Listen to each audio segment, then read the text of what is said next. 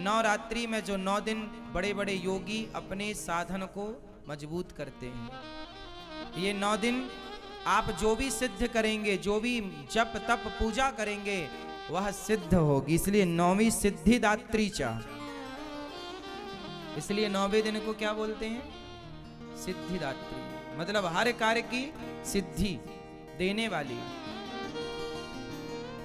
प्रथमम शैलपुत्री हैं तो दूसरी 9वीं सिद्धिदात्री, सिद्धि की प्राप्ति। इसलिए कोई भी आप पाठ माला जपते हो ना, इन 9 दिनों में खूब बढ़िया से माला जपना, भगवान का खूब स्मरण करना, ज्यादा से ज्यादा भगवान नाम जप, गुरु मंत्र का जाप ज्यादा करो, भगवान का चिंतन ज्यादा करो। इन 9 दिनों में ये 9 दिन विशेष दिन माने जाते हैं, सामान्य दिन नहीं है।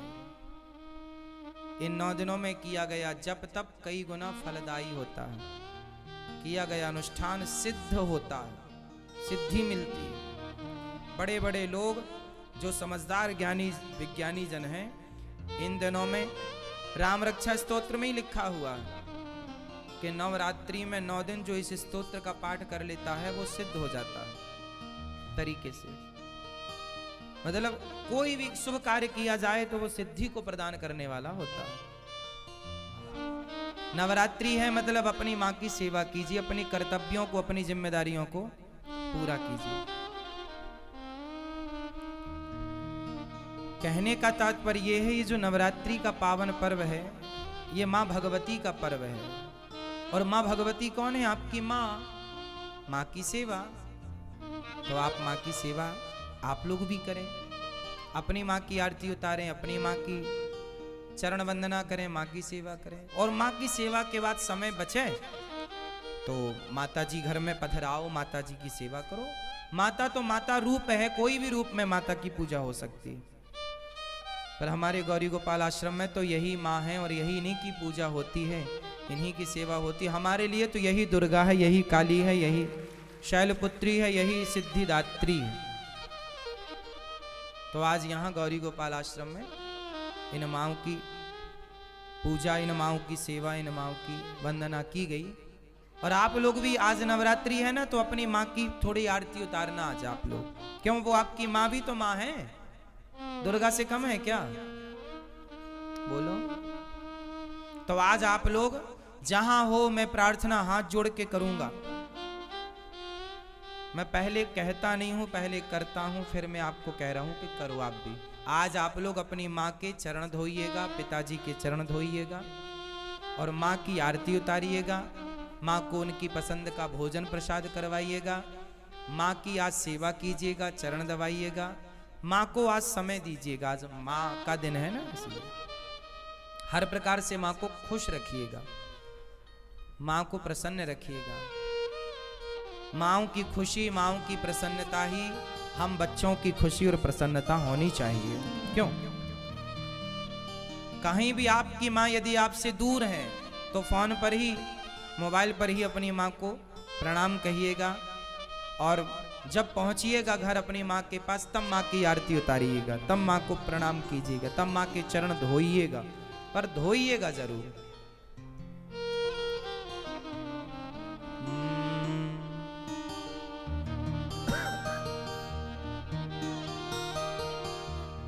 इसलिए माँ की वंदना हम लोग भूल गए हैं, अपने संस्कारों को कुछ याद नहीं है अब हम लोगों को। इसलिए कौन कौन मेरी बात से सहमत हैं कि आज से हम अपनी माँ को आरती उतारेंगे, उनको माला पहनाएंगे, उनकी सेवा करेंगे, उनको खुश रखेंगे?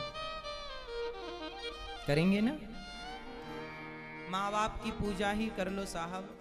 दुर्गा मैया तो बहुत खुश हैं। दुर्गा माँ उनसे ज्यादा प्रसन्न होती हैं जो अपनी माँ को, अपने पिता को खुश रखते हैं। कोई अपने माँ बाप को छोड़ करके, अपमानित करके और तीर्थ यात्रा करे और वैष्णव देवी की यात्रा करे और पैदल चढ़ाई चढ़े। आज विडंबना देखिए ना, एक बेटा वैष्णव देवी की यात्रा करने गया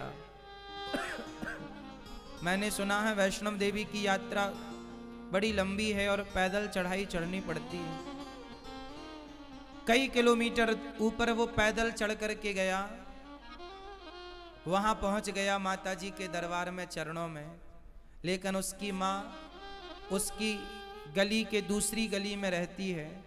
वो अपनी माँ से मिलने सालों साल नहीं जाता। जो माँ उसे जन्म देने वाली है, जो उसकी गली में रहती है पास में, उससे मिलने सालों साल तक नहीं जाता। और वैष्णव देवी की यात्रा में लंबी चढ़ाई चढ़ के जाता है। जाना बुरा थोड़ी है, माँ भगवती का दर्शन करना अच्छी बात है। लेकिन एक बात बताओ कि वो जो जगत जननी जगदम्बा बैठी हैं दुर्गा, वहाँ वैष्णव माता बैठी हैं, क्या वो ये नहीं देख रही हैं कि आप की जन्म देने वाली माँ के साथ आपका व्यवहार क्या है? आपकी रोटी की, आपके समय की उस माँ को कितनी आवश्यकता है? आप उस माँ को कितना समय दे रहे हैं? इसलिए हर घर में एक दुर्गा ऑलरेडी है। इसलिए आज जो माता जी आप लाएंगे उनकी तो पूजा आरती कीजिएगा, पर जो माता जी ने आपको लाया है इस धरती पर, उनकी भी आप पूजा आरती जरूर कीजिएगा। एक माता जी वो हैं जिन्हें आप लोग लाते हैं, और एक माता जी वो हैं जिसने आपको लाई है। तो आप जिसे लाते हैं उनकी तो आप पूजा आरती करते हैं, पर आपको जिस माँ ने लाया है संसार में, आप उससे भूल जाते हैं। क्यों जी, ऐसा हो रहा है? इसलिए आपको हम तो केवल आपके भाई के नाते, आपके दास सेवक के नाते हम तो हर त्योहार आपको याद दिला देते हैं कि त्योहार आया भैया, इसे ऐसे ऐसे मनाओ, और हम मनाते हैं अपना, वैसे आपको समझा देते हैं ऐसी करो, है ना। नवरात्रि में जो 9 दिन बड़े बड़े योगी अपने साधन को मजबूत करते हैं, ये 9 दिन आप जो भी सिद्ध करेंगे, जो भी जप तप पूजा करेंगे, वह सिद्ध होगी। इसलिए 9वीं सिद्धिदात्री चा, इसलिए 9वें दिन को क्या बोलते हैं? सिद्धिदात्री, मतलब हर कार्य की सिद्धि देने वाली। प्रथमम शैलपुत्री हैं तो दूसरी 9वीं सिद्धिदात्री, सिद्धि की प्राप्ति। इसलिए कोई भी आप पाठ माला जपते हो ना, इन 9 दिनों में खूब बढ़िया से माला जपना, भगवान का खूब स्मरण करना, ज्यादा से ज्यादा भगवान नाम जप, गुरु मंत्र का जाप ज्यादा करो, भगवान का चिंतन ज्यादा करो। इन 9 दिनों में, ये 9 दिन विशेष दिन माने जाते हैं, सामान्य दिन नहीं है। इन 9 दिनों में किया गया जप तप कई गुना फलदायी होता है, किया गया अनुष्ठान सिद्ध होता है, सिद्धि मिलती है।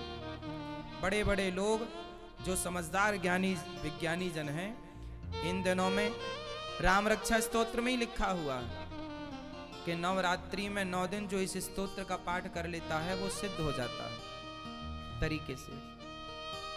मतलब कोई भी शुभ कार्य किया जाए तो वो सिद्धि को प्रदान करने वाला होता है। नवरात्रि है मतलब अपनी माँ की सेवा कीजिए, अपनी कर्तव्यों को, अपनी जिम्मेदारियों को पूरा कीजिए।